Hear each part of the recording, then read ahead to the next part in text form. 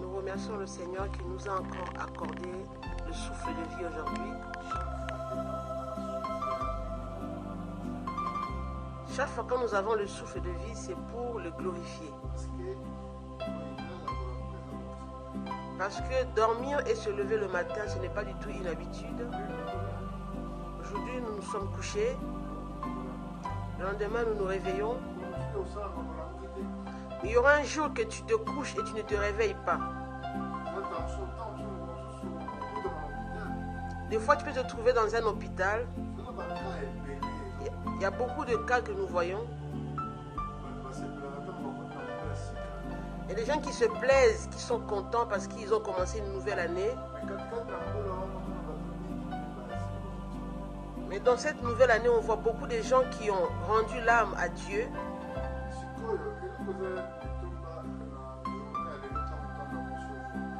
Maintenant, ce qui est important, quand Dieu vous accorde une journée, ce n'est pas seulement une journée pour vivre comme on veut. C'est aussi un jour de réflexion.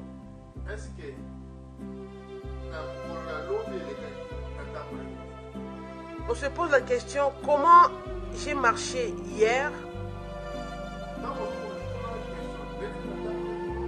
Comment j'ai marché le jour passé?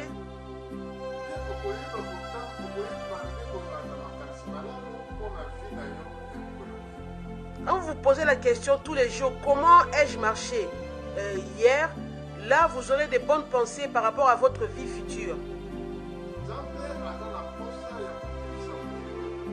Dieu, son désir, son envie, c'est de sauver le monde entier. Le désir de Dieu,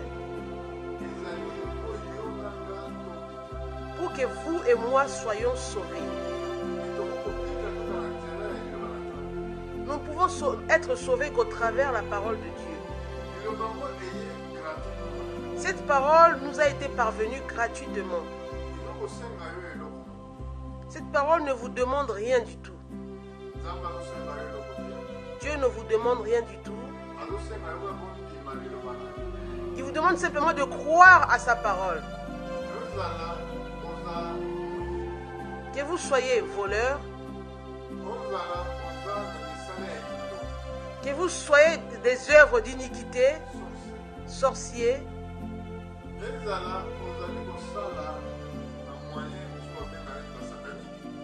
que vous soyez sataniste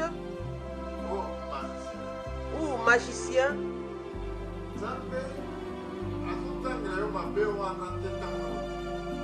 Dieu ne vous compte pas ces iniquités tant que vous n'avez pas encore cru. Mais si vous écoutez la parole de Dieu, ou bien cette parole arrive à vous, vous refusez de croire maintenant. Là, c'est le jugement qui va tomber sur vous. Si nous observons dans le livre de Romains, au chapitre 23, eh bien, nous dit une bonne chose ici. Je laisse à la personne de lire.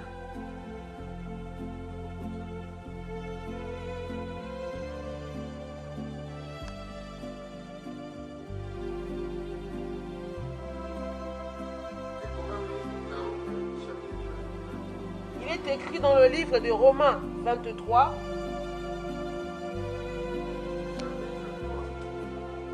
Romains 3, verset 23. Nous voulons lire cela pour voir ce que la Bible dit. Car tous ont péché et sont privés de la gloire de Dieu. Et ils sont gratuitement justifiés par sa grâce, par le moyen de la résurrection, par le moyen de la rédemption, qui est en Jésus-Christ. C'est lui que Dieu a destiné à être, par son sang, pour ceux qui croiraient, victime propitiatoire, afin de montrer sa justice, parce qu'il avait laissé impuni les péchés commis auparavant.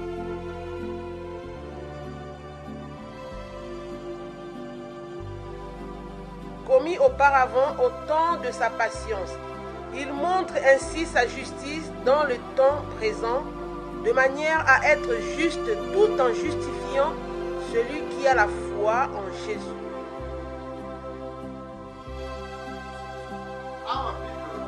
Ici, la Bible nous dit ceci. Jésus était mort pour vos péchés.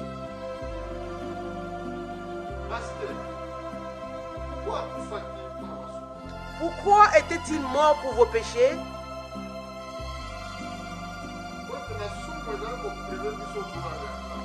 Parce que le péché nous privait la gloire de Dieu.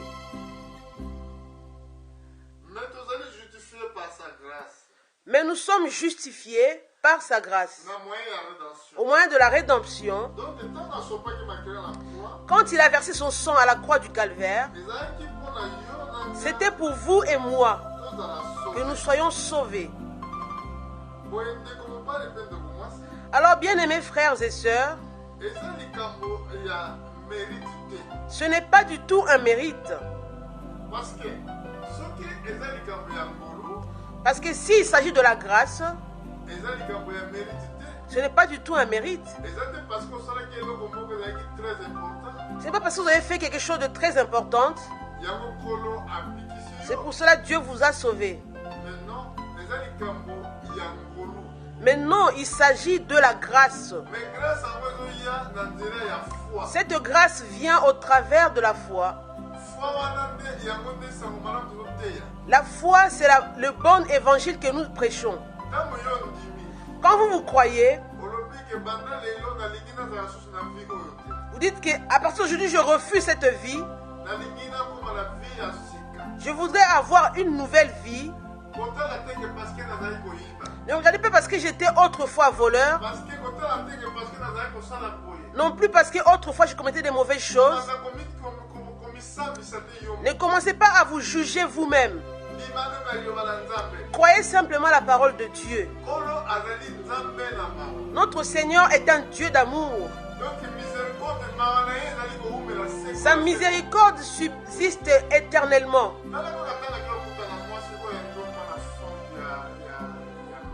Regardez Jésus devant cette femme dans le puits de l'eau. Cette femme qui avait 5 maris. Une femme ne doit se marier qu'une seule fois, selon la parole de Dieu. Il y a des femmes, ces femmes qui se marient plusieurs fois dans leur vie. Pourquoi une femme doit-elle se marier qu'une seule fois dans sa vie? Parce que la femme représente l'image de l'Église. L'homme, par contre, représente l'image de Christ. La femme ne doit se marier qu'une seule fois dans sa vie. C'est pour ça que la Bible nous dit, un homme qui chasse sa femme, si ce n'est pas pour une cause d'infidélité,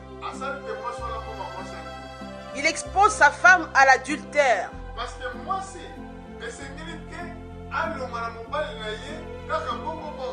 Parce qu'une femme ne peut pas quitter son mari simplement comme ça.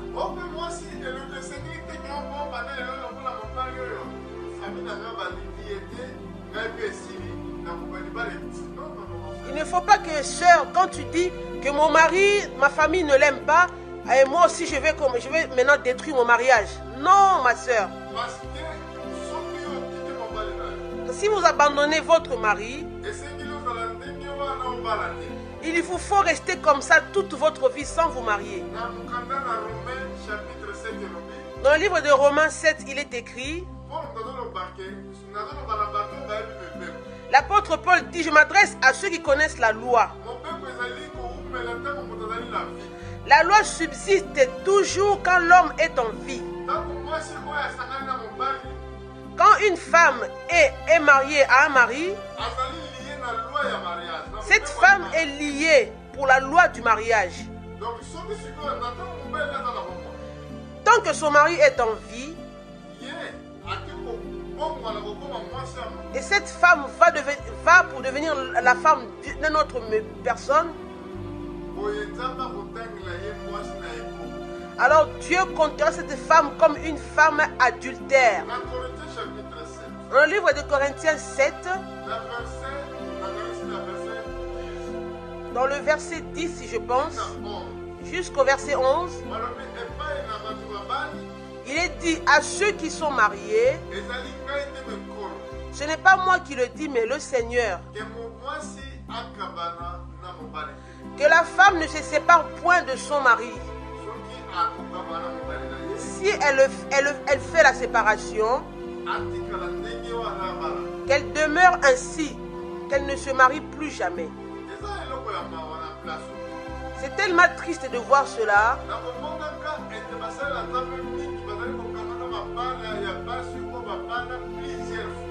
De voir que beaucoup de gens qui se disent serviteurs de Dieu, mais qui veulent unir les femmes qui ont divorcé, qui ont été mariées plusieurs fois. Ces serviteurs veulent encore les unir avec d'autres hommes. Pourquoi la femme doit-elle se marier qu'une seule fois? Parce que c'est ce qui s'est passé dans le jardin d'Éden, on a vu cela. Quand nous voyons le livre de Genèse à partir du chapitre 3, quand Adam et Ève étaient tombés, Genèse 3, verset 15-17, Dieu avait dit ceci à la femme. Tes désirs se porteront vers ton mari. Et ton mari dominera sur toi. Dans le livre de Matthieu 19, on a posé la question à Jésus pour dire que est-ce qu'on peut lapider sa femme pour une cause quelconque? Jésus leur avait dit, vous pouvez chasser votre femme seulement à cause de l'infidélité.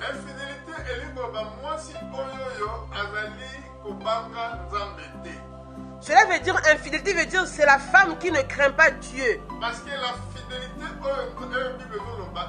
par rapport à la parole de Dieu. Parce que la fidélité, la Bible ne parle de la fidélité, c'est par rapport à la parole de Dieu, la fidélité. Quand quelqu'un croit la parole de Dieu, elle obéit à la parole de Dieu, cette personne est fidèle. On parle seulement de la fidélité par rapport à la loi. Quand Jésus a parlé ceci, il s'adressait à qui? Il s'adressait aux Juifs. Qui étaient ces Juifs? Ces Juifs avaient la loi de Moïse. Dans la loi de Moïse, il était interdit qu'aux femmes étrangères, les Juifs ne pouvaient pas marier les femmes étrangères aux choses de Dieu. Mais aujourd'hui, comme nous parlons aujourd'hui, cet évangile est venu.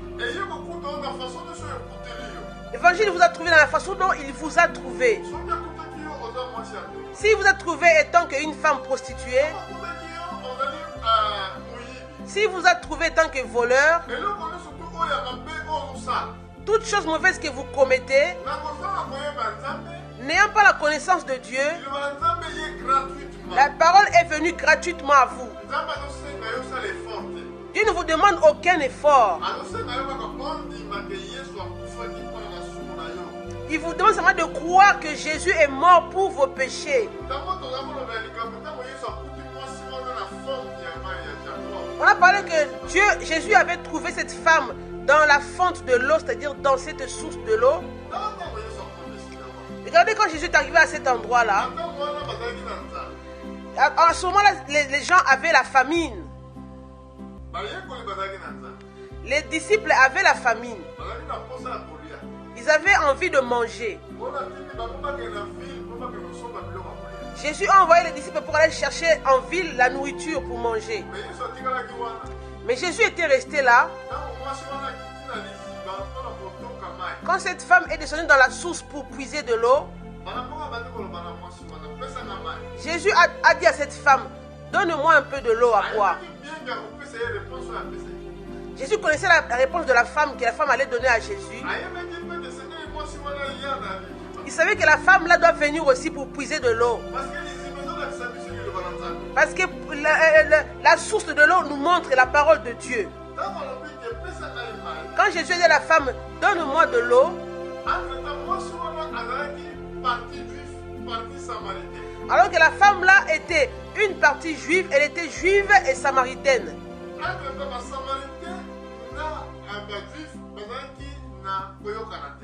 Selon la loi, les Samaritains et les Juifs ne s'attendaient pas.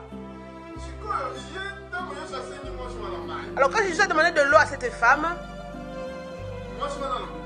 la femme répondit à Jésus, vous et nous ne nous attendons pas. Et comment vous qui êtes juifs, vous demandez à moi, samaritaine, de l'eau?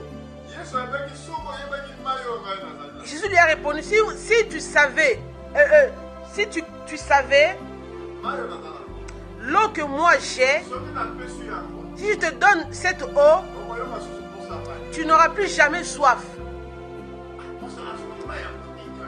Cette femme maintenant, elle était étonnée, elle dit, mais quelle eau que cet homme a qui me donnera que je n'aurai plus jamais soif. Elle demanda, alors donne-moi de cette eau. Elle croyait qu'elle ne viendra plus jamais puiser de l'eau. Elle avait compris qu'elle n'aura plus soif de venir puiser encore de l'eau à la source.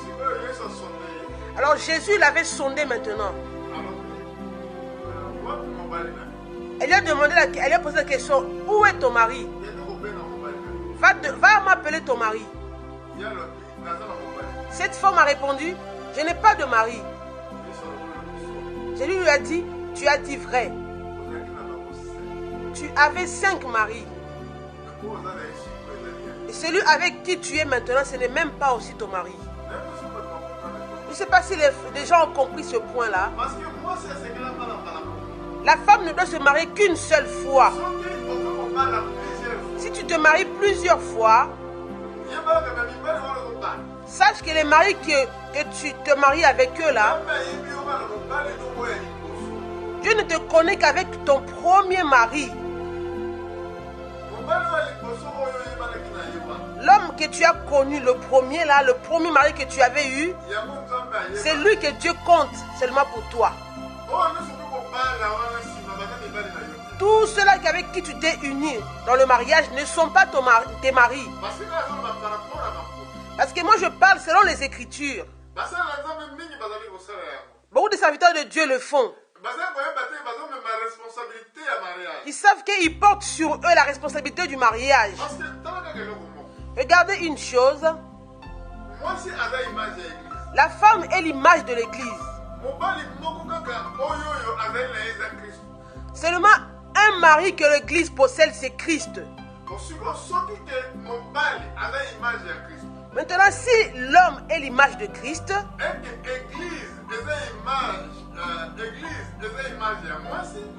la femme est l'image de l'église, alors combien de maris que l'église doit-elle épouser? L'église ne possède qu'un seul mari. Nous tous, nous sommes des vierges. Même si nous sommes 5, même si nous sommes 10, il n'y a qu'un seul homme que nous devons avoir. Cet homme-là, c'est Jésus. Si vous vous abandonnez cet homme-là, si vous allez vous épouser d'autres maris, si vous allez épouser le diable maintenant. Parce qu'il n'y a qu'un seul mari. Et le mari doit être seulement l'unique, le seul. C'est des choses que nous pouvons enseigner un autre jour. Mais c'était quoi le problème? Cette femme que Jésus avait rencontrée, sa vie,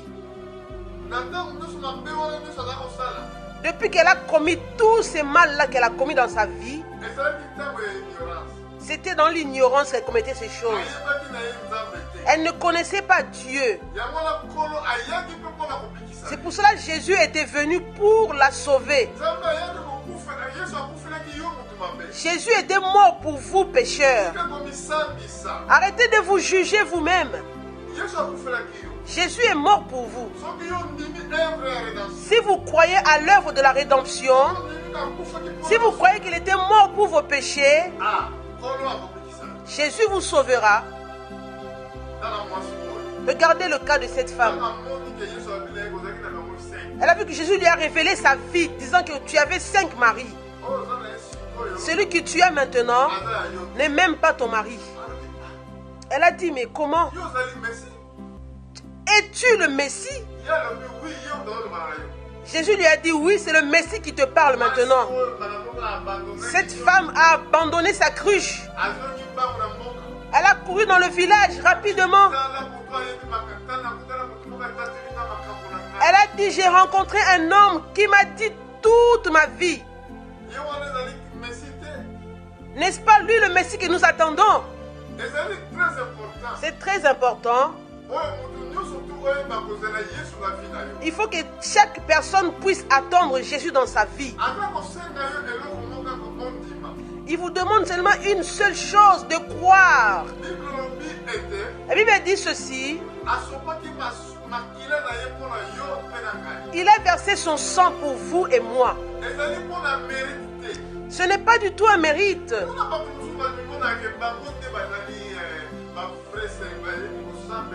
Beaucoup de gens se croient être des vrais croyants. Ils savent bien prier. Non, ce n'est pas comme cela.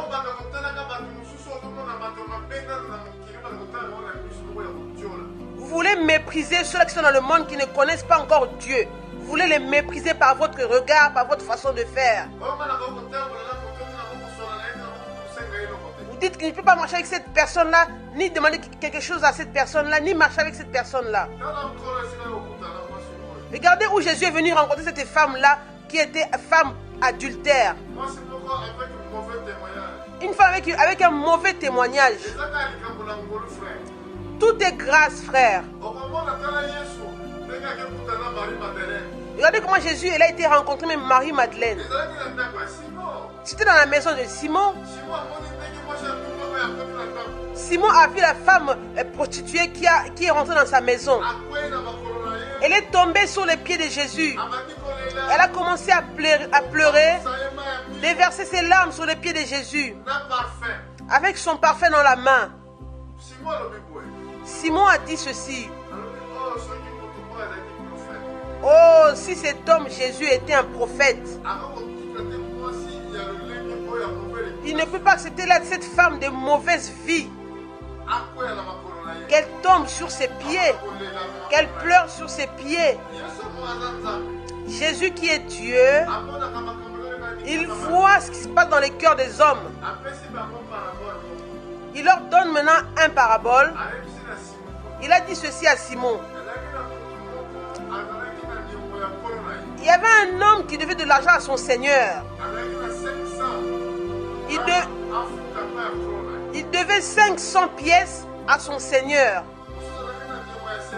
Et l'autre avait une dette de 50 pièces à son seigneur.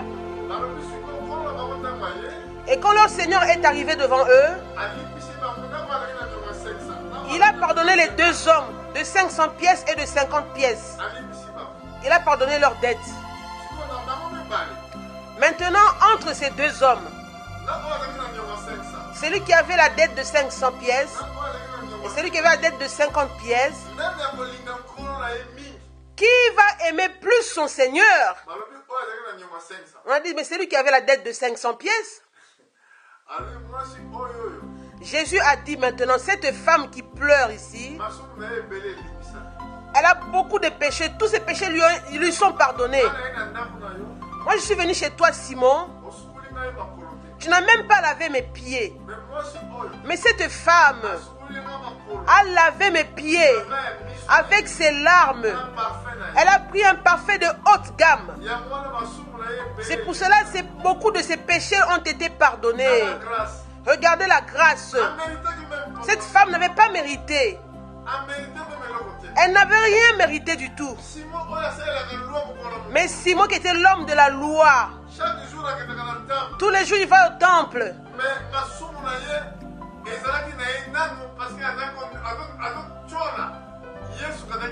Mais lui, Simon, méprisait que Jésus n'était pas un prophète. Donc ses péchés étaient restés en lui. Il a méprisé disant, oh, si cet homme était vraiment un vrai prophète, pourquoi accepte-t-il que cette femme pleure sur ses pieds? Si vous regardez même, vous observez la lignée où Jésus est venu. C'est une lignée qui était très compliquée. Une lignée très compliquée. Avant, nous voulons voir qui dans cette lignée. On pouvait voir Abraham dans cette lignée. Après, nous voyons Jacob dans cette lignée où Jésus est venu. Dans cette lignée, il y a même Judas. Mais si nous voyons Judas dans cette lignée, nous voyons que Judas a commis l'inceste. Judas a eu un enfant avec sa belle-fille, c'est-à-dire la femme de son enfant, de son fils. Dans cette même lignée-là, nous voyons Boaz. Boaz qui avait fait de Ruth son épouse, qui avait racheté Ruth la Moabite. Dans cette même lignée, nous voyons Rahab la prostituée qui avait gardé les enfants d'Israël dans sa maison. Elle est sortie d'Égypte. Dans cette même lignée, nous voyons Salmon.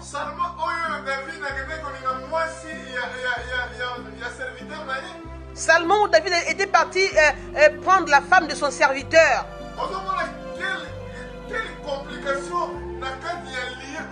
Cette lignée d'où Jésus est venu, c'est une lignée très compliquée. Si vous lisez dans le livre de Matthieu, chapitre 1, vous lisez toute cette lignée-là. Ce sont toutes les personnes qui ont été prononcées dans cette lignée-là. Vous verrez qu'elles avaient des vies compliquées. Tout est grâce.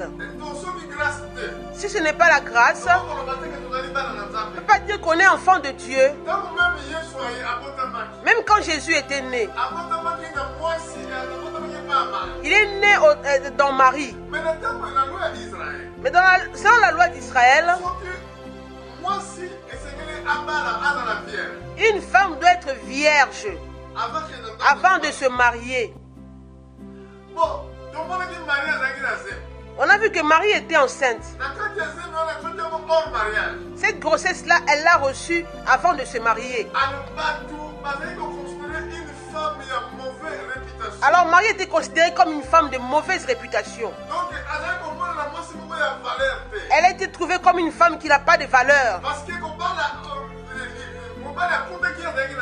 Parce que l'homme ne l'a pas encore épousée, il a trouvé déjà enceinte. Les hommes le regardaient en la méprisant. Alors qu'elle a porté la grossesse de notre Sauveur. Quand vous êtes né sur la terre, tout ce qui est arrivé dans votre vie, ce n'est pas vous qui avez voulu ces choses. Vous ne savez même pas tout ce qui allait se passer dans votre vie sur cette terre. Vous ne le saviez même pas. Mais Dieu lui-même a frayé le chemin. Quel chemin que Dieu fraye pour vous? C'est de croire la parole de Dieu. Croyez seulement que Jésus est mort pour vos péchés. Il est le victime expiatoire. Si vous croyez, que ce soit la maladie, quel que soit le problème, et des maladies qui résistent dans l'homme, c'est à cause du péché. Tellement que le péché n'est pas encore pardonné, la maladie aussi subsiste en vous. Oh, moi j'ai telle maladie. Je souffre telle maladie. C'est à cause d'un péché quelconque qui n'est pas avoué. La Bible dit, vous servirez l'Éternel votre Dieu. Il bénira votre pain. Il bénira votre eau. La maladie serait éloignée de vous. Si vous acceptez de le servir, vous acceptez de le suivre, votre maladie aura une solution. Votre souffrance aura une solution. Ce n'est pas de votre envie que vous puissiez souffrir comme ça.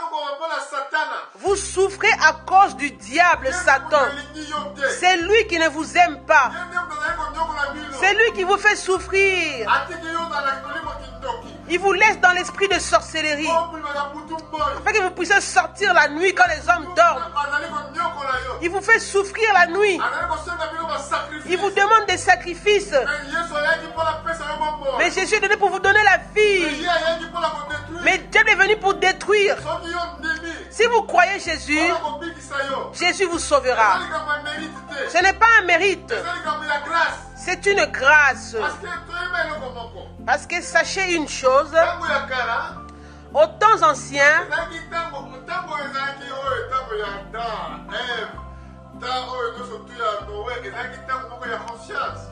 au temps de Adam, Ève, le temps de Noé, c'était le temps de la conscience. Jusqu'au temps de Abraham. Il n'y avait pas de loi parmi ces gens-là. Mais quand les enfants d'Israël sont sortis de l'Égypte, c'était maintenant le temps de la loi. Quand un homme péchait, si deux personnes constatent ce péché-là, vous allez être lapidés par des pierres. Et si deux personnes témoignent contre vous, deux témoins ou trois témoins disent que non, nous confirmons que ce frère a commis telle ou telle chose, une chose qui était interdite, et on va maintenant vous lapider jusqu'à ce que vous soyez tués. Maintenant, quand Jésus est venu, après l'œuvre de la rédemption à la croix du Calvaire, l'évangile maintenant a été prêché. L'évangile maintenant de la grâce a été prêché. C'est l'évangile là que nous prêchons aujourd'hui. Si nous voyons avant de terminer dans le livre d'Éphésiens, dans le chapitre 2, Éphésiens au chapitre 2, verset 2, la Bible dit ceci: dans lesquels vous marchiez autrefois, selon le train de ce monde, selon le prince de la puissance de l'air. On commence à partir du verset 1, Éphésiens 2, 1. Vous étiez morts par vos offenses et par vos péchés dans lesquels vous marchiez autrefois, selon le train de ce monde, selon le prince de la puissance de l'air, de l'esprit qui agit maintenant dans les fils de la rébellion. Nous tous aussi, nous étions de leur nombre et nous vivions autrefois selon les convoitises de notre chair, accomplissant les volontés de la chair et de nos péchés et de nos pensées. Et nous étions par nature des enfants de colère, comme les autres. Mais Dieu qui est riche en miséricorde, à cause du grand amour dont il nous a aimés, nous qui étions morts par nos offenses, nous a rendus vivants avec Christ. C'est par grâce que vous êtes sauvés. Il nous a ressuscités ensemble et nous a fait asseoir ensemble dans les lieux célestes en Jésus-Christ, afin de montrer dans les siècles à venir l'infinie richesse de sa grâce par sa bonté envers nous en Jésus-Christ. C'est par la grâce que vous êtes sauvés, par le moyen de la foi, et cela ne vient pas de vous, c'est le don de Dieu. Amen. La chose ne vient pas de vous. C'est une grâce. La grâce, c'est une chose que vous n'avez pas méritée. Personne n'entrera dans le royaume des cieux pour un mérite quelconque. Tout est grâce.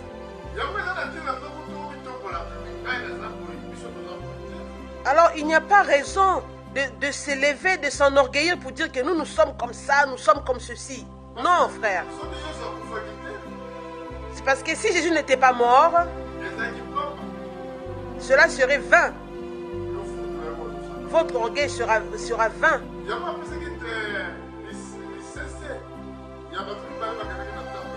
C'est pour cela qu'il a donné cette parabole de deux personnes qui se sont rendues dans le temple pour prier.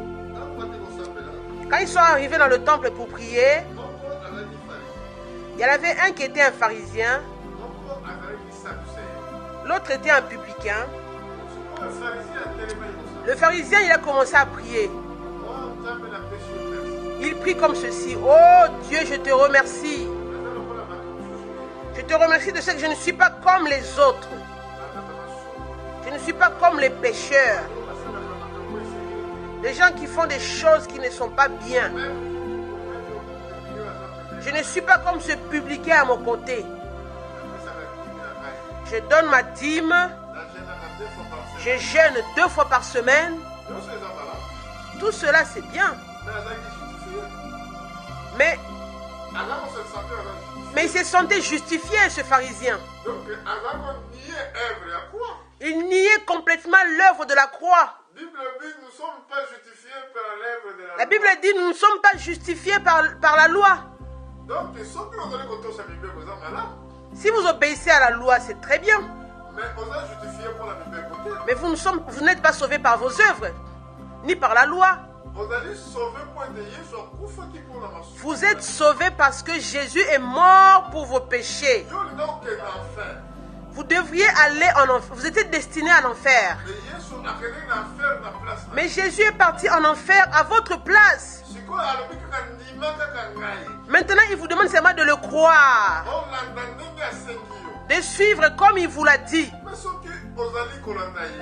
Mais si vous suivez Jésus, si vous croyez Jésus, Jésus était une personne de nature très humble. La Bible dit: humiliez-vous sous sa sainte main puissante. Lui, il vous élèvera au temps convenable.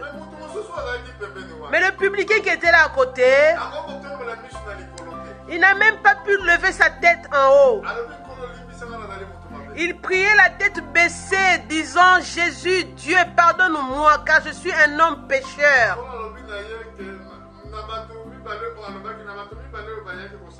Alors Jésus a dit, entre ces deux hommes rendus au temple pour prier, seulement un homme qui a été écouté. La personne qui accepte que non, je ne suis pas digne. Mais c'est Dieu, Jésus qui est digne. C'est cet homme-là qui est justifié. Quand un homme s'humilie,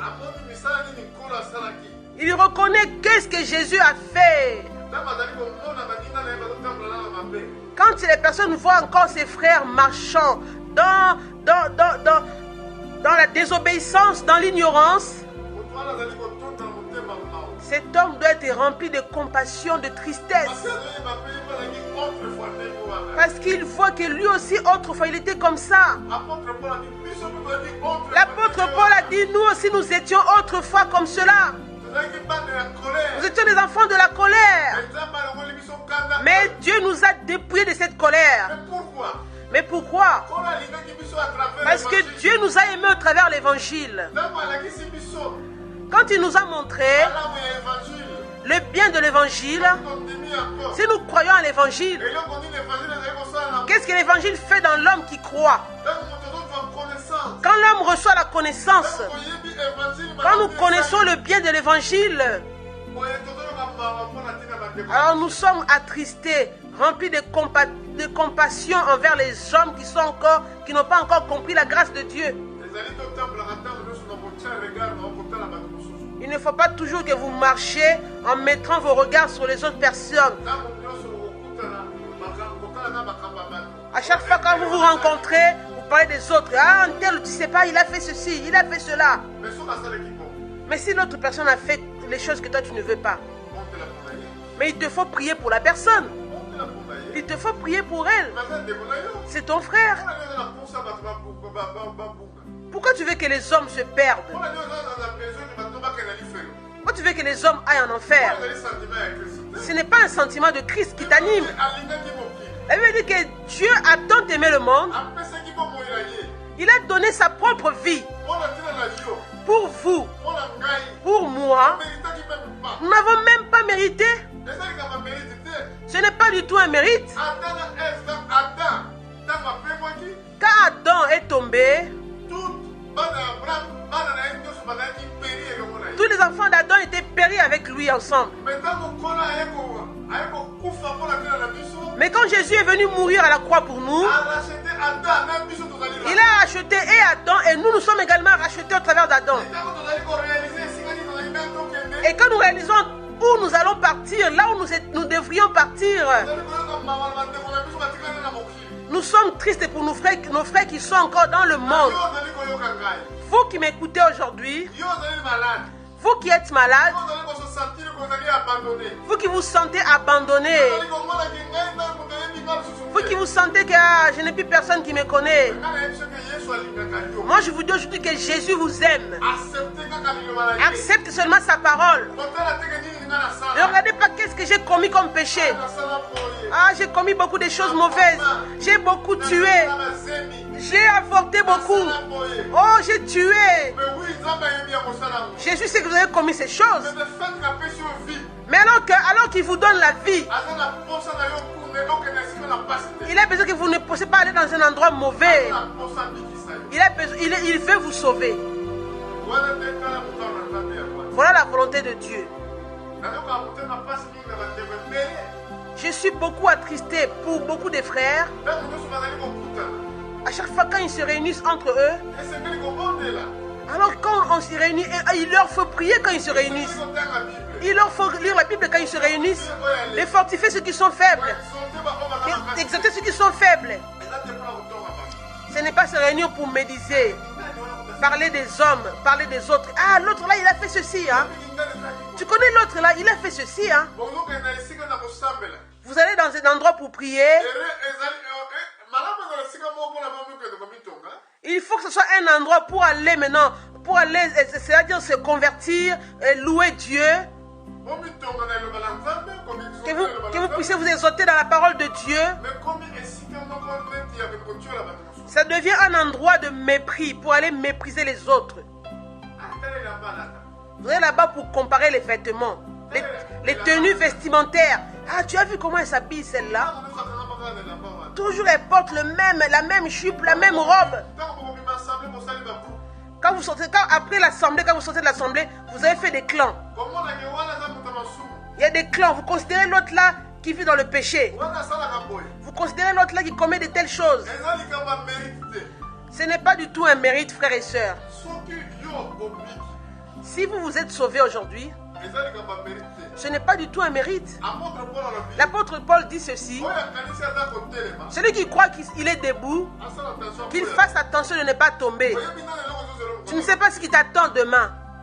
tika ete nzambe asunga na makasi Laisse que Dieu vous aide pour que vous soyez toujours fort. na makasi moko correct Mais ayez des pensées correctes. za na makasi moko ezali juste Ayez des pensées justes en za vous. na amour ya koteya sango malamu na bato mosusu Ayez l'amour de prêcher la parole de Dieu à d'autres personnes. kobondela bato oyo baza na situation moko ya difficile De prier pour ceux qui sont dans les difficultés. oyo bazomonaka bazoya na bolembu De prier pour ceux qui sont encore faibles. bino bozali makasi Vous qui êtes forts. sunga baoyo baza na bolembu Priez pour ceux qui sont encore faibles. teya sango malamu leka oyo bayoki yango te Prêchez à ceux qui n'ont pas encore connu la grâce de Dieu. oyo baza mitema makasi bondela mpona bango Priez pour ceux qui ont encore le cœur endurci. boye nzambe akoyeba kopambola yo Et Dieu saura vous bénir. yango na biti wana yango nzambe atiki yo na la vie C'est le but que Dieu vous laisse encore sur la terre. biti wana yango nde nzambe atiki yo na mokili mpona kosalela ye C'est pour le but que Dieu vous laisse encore sur la terre, pour le servir. boye tika nzambe apambola yo Laisse que notre Dieu vous bénisse tika na nkolo ekuta basika na et que la paix de Dieu soit avec vous partout où vous êtes. Merci beaucoup.